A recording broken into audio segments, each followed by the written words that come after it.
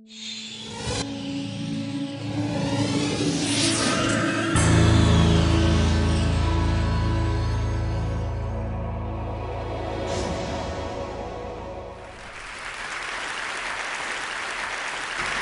want to start today, here's my thing. Hold on, there we go, hey. I want to start today, talk about the structure of polypeptide. I get a lot of people asking me, in terms of Lost, you know, what the hell's that island? You know, it's usually followed by, you know, seriously, what the hell's that island? Why so many mysteries? What is it about mystery that I seem to be drawn to? And I was thinking about this, what to talk about at TED, when I talked to the kind rep from TED, and I said, listen, you know, what should I talk about? He said, don't worry about it, just be profound. And I took enormous comfort in that, so thank you if you're here. I was trying to think, what do I talk about? It's a good question. Why do I do so much stuff that involves mystery? And I started trying to figure it out. And I started thinking about, well, why do I do any of what I do? And I started thinking about my grandfather. I loved my grandfather. Harry Kelvin was his name, my mother's father. He died in 1986. He was an amazing guy. And one of the reasons he was amazing, after World War II, he began an electronics company that he started selling surplus parts, kits to schools and stuff. So he had this incredible curiosity. As a kid, I saw him come over to me with radios and telephones and all sorts of things, and he'd open them up. He'd unscrew them and reveal the inner workings, which many of us, I'm sure, take for granted, but it's an amazing gift to give a kid, to open up this thing and show how it works and why it works and what it is. He was the ultimate deconstructor in many ways. And my grandfather was this kind of guy who would not only take things apart, but he got me interested in all sorts of different odd crafts, like you know, printing, like the letterpress. I'm obsessed with printing. I'm obsessed with silk screening and bookbinding and box making. And when I was a kid, I was always like taking apart boxes and stuff, and last night in the hotel I took apart the Kleenex box. I was just looking at it, and I'm telling you,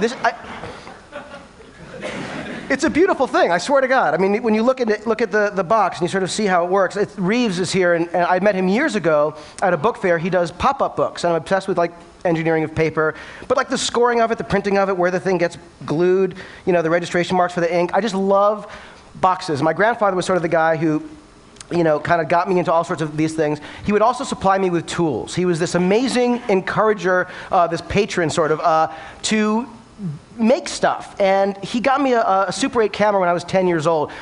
And in 1976, that was sort of an anomaly to be a 10-year-old kid that had access to a camera. And, you know, he was so generous. I couldn't believe it. He wasn't doing it entirely without some manipulation. I mean, I would call him and I'd be like, listen, Grandpa, I really need this camera. You don't understand. This is like, I want to make movies. I'll get invited to TED one day. This is like, and you know, and my grandmother was the greatest because she'd be like, you know, she'd get on the phone and she'd be like, Harry, it's better than the drugs. He should be doing this. She was fantastic. So, so I found myself getting this stuff thanks to her assist, and suddenly, you know, I had a synthesizer when I was 14 years old. This kind of stuff, and it let me make things, which to me was sort of the dream. He sort of humored my obsessions with other things too, like magic. The thing is, we'd go to this magic store in New York City called Lou Tannen's Magic. It was this great magic store. It was a crappy little building in Midtown, but you'd be in the elevator would open, there'd be this little small magic store, you'd be in the magic store, and it was a magical place. So I got all these sort of magic tricks. Oh, here, I'll show you this kind of thing. So it'd be like, you know, right? Which is good, but now I can't move. Now I have to do the rest of the thing. I'm like this. I'm like, oh, wow, look at my computer over there. Anyway. So one of the things that I bought at the magic store was this. Tannen's Mystery Magic Box. The premise behind the Mystery Magic Box was the following. $15 buys you $50 worth of magic, which is a savings. Now, I bought this decades ago, and I'm not kidding. If you look at this, you'll see it's never been opened. But I've had this forever. Now, I was looking at this, it was in my office, and as it always is, on the shelf, and I was thinking, why have I not opened this? And why have I kept it? Because I'm not a pack rat, I don't keep everything, but for some reason I haven't opened this box. And I felt like there was a key to this somehow, in talking about something at TED that I haven't discussed before, and bored people elsewhere. So I thought, maybe there's something with this. I started thinking about it, and there was this giant question mark. I love the design, for what it's worth, of this thing. And I started thinking, why haven't I opened it? And I realized that I haven't opened it because it represents something important to me. It represents my grandfather. Am I allowed to cry at TED? Because no, I'm not going to cry. But the thing is that it represents infinite possibility. It represents hope. It represents potential. And what I love about this box, and what I realized I sort of do in whatever it is that I do, is I find myself drawn to infinite possibility and that sense of potential. And I realized that mystery is the catalyst for imagination. Now, it's not the most groundbreaking idea, but when I started to think that maybe there are times when mystery is more important than knowledge, I started getting interested in this. And so I started thinking about Lost and the stuff that we do, and I realized, oh my God, like mystery boxes are everywhere in what I do. And how, in the creation of Lost, Damon Lindelof and I, who created the show with me, we were basically tasked with creating this series that we had very little time to do. We had 11 and a half weeks to write it, cast it, crew it, shoot it, cut it, post it, turn it in, 2-hour pilot. So it was not a lot of time. And that sense of possibility, what could this thing be? There was no time to develop it. I'm sure you're all familiar with those people who tell you what you can't do and what you should change. And there was no time for that, which is kind of amazing. And so we did the show, and for those of you who haven't seen it or don't know, I'm going to show you this one little clip from the pilot just to show you some stuff that we did.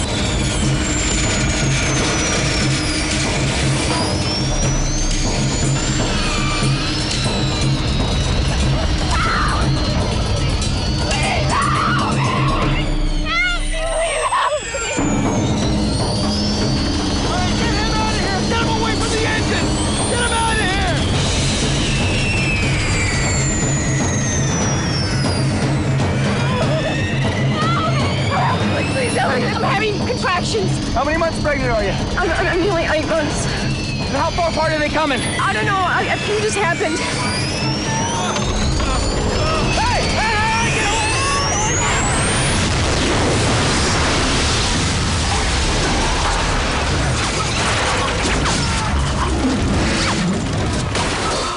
Now, 10 years ago, if we wanted to do that, we'd have to kill a stuntman. We'd actually...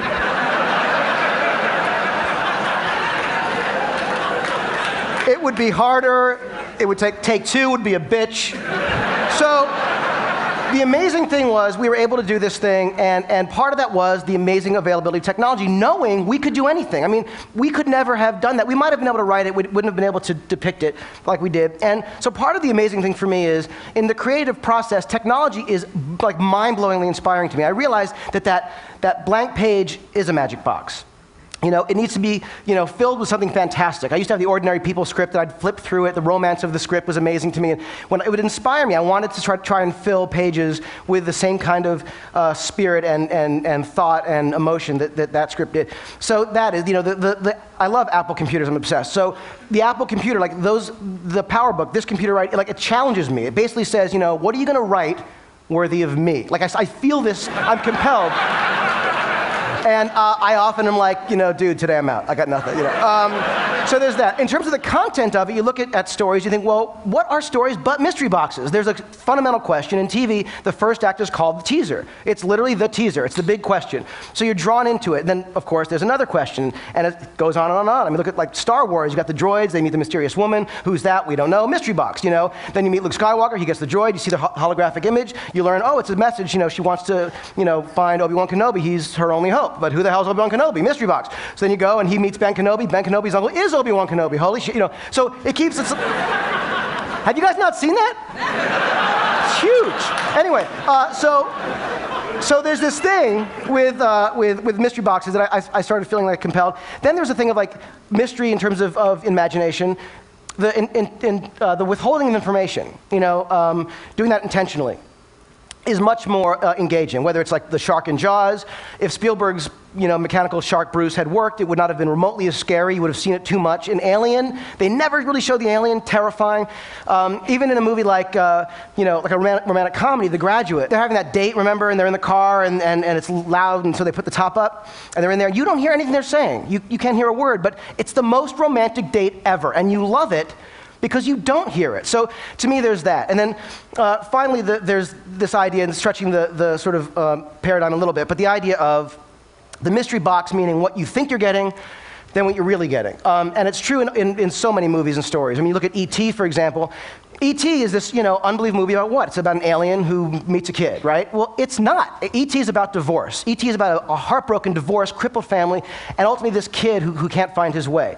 Die Hard, right? Crazy, great, fun, action-adventure movie in a building. It's about a guy who's on the verge of divorce. He's like showing up to L.A., tail between his legs. There are great scenes, maybe not the most amazing dramatic scenes in the history of time, but pretty great scenes. There's a half an hour of investment in character before you get to the stuff that you're expecting. When you look at a movie like Jaws, the scene that you expect, we have the screen, these are the kind of scenes that you remember and expect from Jaws. And she's being eaten, there's a shark. The thing about Jaws is it's really about a guy who is sort of dealing with his place in the world, with his masculinity, with his family, how he's gonna, make it work in this new town. This is one of my favorite scenes ever, and this is a scene that you wouldn't necessarily think of when you think of Jaws, but it's an amazing scene.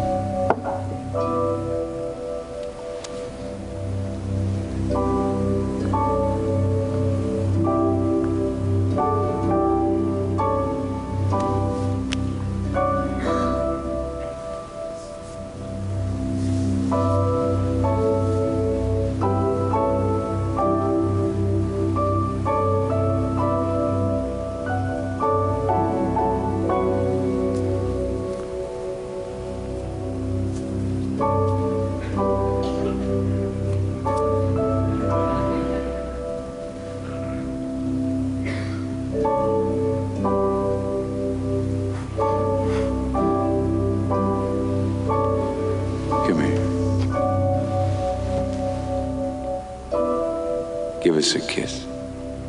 Why? Because I need it. Come on. Why? Because I need it? Best scene ever, right? Come on. So you think of Jaws. So that's the kind of stuff that, the investment of character, which is the stuff that really is inside the box. It's why when people do sequels or rip off movies, of a genre, they're ripping off the wrong thing. You're not supposed to rip off the shark or the monster. You got to rip off, if you're going to rip something off, rip off the character, rip off the stuff that matters. I mean, look inside yourself and figure out what is inside you, because ultimately, the mystery box is all of us. So there's that. Then the distribution. What's a bigger mystery box than a movie theater?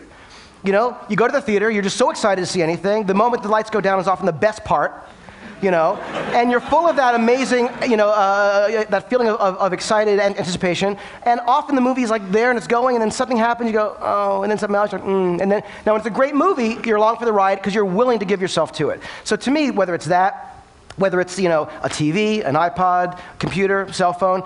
It's funny, I'm as I said, Apple fanatic, and one day about a year or so ago, I was signing on online in the morning to watch Steve Jobs' keynote, because I always do. And he came on, he was presenting the video iPod, and what was on the enormous iPod behind him? Lost. I had no idea.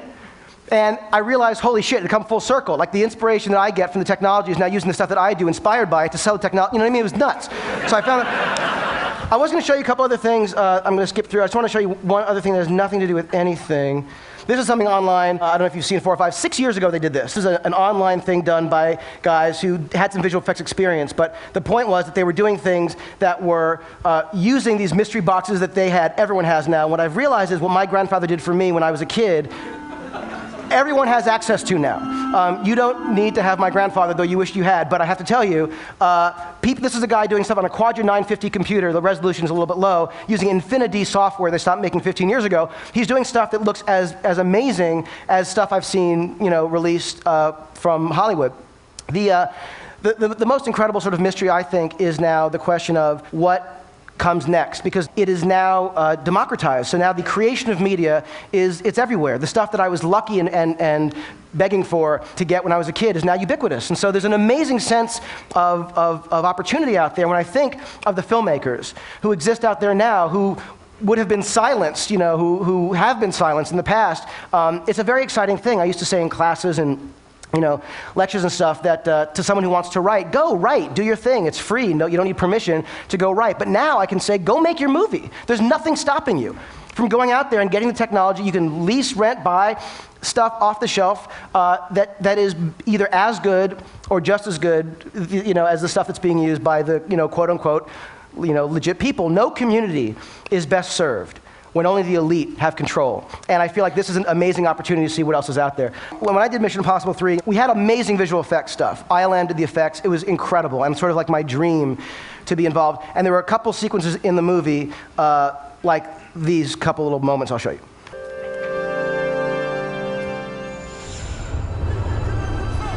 There's that.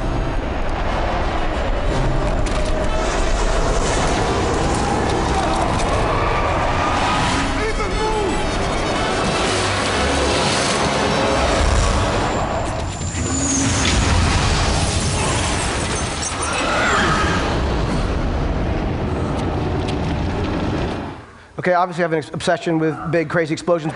So my favorite visual effect in the movie is the one I'm about to show you. And it's a scene in which Tom's character wakes up, he's drowsy, he's crazy, out of it, and a guy wakes up and he shoves this gun in his nose and shoots this little capsule into his brain that he's going to use later to kill him, as bad guys do.